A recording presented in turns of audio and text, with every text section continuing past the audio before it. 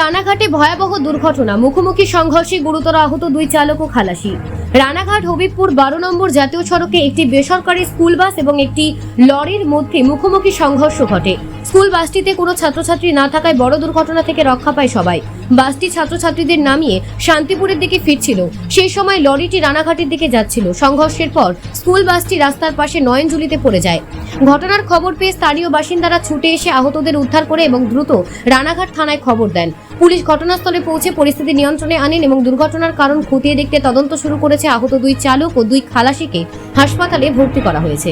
এলাকায় সাময়িক চাঞ্চল্যের সৃষ্টি হয়েছে, তবে স্কুল বাসে ছাত্রছাত্রী না থাকায় বড়সড় দুর্ঘটনার হাত থেকে রক্ষা পাওয়া গেছে। নদিয়া থেকে সুদীপ বিশ্বাসের রিপোর্ট, নিউজ প্রাইম টাইমস। উল্টো রোডে যাচ্ছিল বাসটা, আর ওই দিক দিয়ে গাড়ি আসছিল, মানে রানাঘাট দিয়ে বাসটা যাচ্ছিল ফুলিয়ার দিকে, আর শান্তিপুরের দিক থেকে একটা লরি আসছিল। তা ওই লরিটা এসে সামনাসামনি অ্যাক্সিডেন্ট, আমরা তো দূরে ছিলাম দেখিনি। বাসটা যখন পিছনে ব্যাকে উল্টো রাস্তায় চলে গেলে গিয়ে খাদে পড়েছে, তখন আমরা দেখলাম যে এসে দেখি অ্যাক্সিডেন্ট। দোষটা কার ছিল?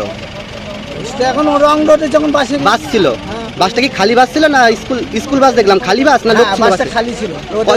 ওদের খালাসি আর ড্রাইভার ছিল। আচ্ছা, খালাসিটা রোডের মাঝখানে পড়েছিল, গাছ থেকে ছিটকে, আর ড্রাইভারটা পরে ভিতরে। আচ্ছা, কারো কি কোনো ক্ষতি হয়েছে এখন? হ্যাঁ, কম বেশি হয়েছে অ্যাক্সিডেন্টে যা হয়।